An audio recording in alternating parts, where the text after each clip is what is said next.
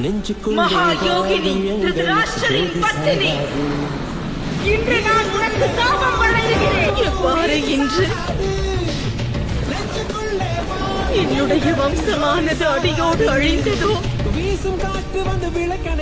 அவ்வாறே உன்னுடைய யாதவ குலத்தின் பெரும் அழிவானது உன் கண்ணுக்கெதிரே நடக்கும் வாசுதேவா.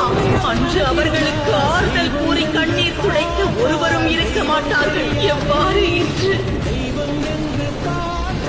இந்நகரம் களை இழந்து இருளில் மூழ்கியுள்ளதோ, இதை போலவே ஒரு நாள் உனது நகரமும் சமுத்திரத்தில் மூழ்கி அழிவை பெறும். உனது நகரில் ஜொலிக்கும் தங்க பவனங்கள் ஆழி அலையால் அவிழ்த்தப்பட்டு ஆழ்கடலை அடையும். அதோடு நீ ஒரு கொடும் வனத்தில் அஸ்திரங்கள் ஏதுமின்றி விலங்கை போல் அலைந்து திரியும் வேளையில் வனத்தில் வாழும் ஒரு வேடனால் வதைக்கப்பட்ட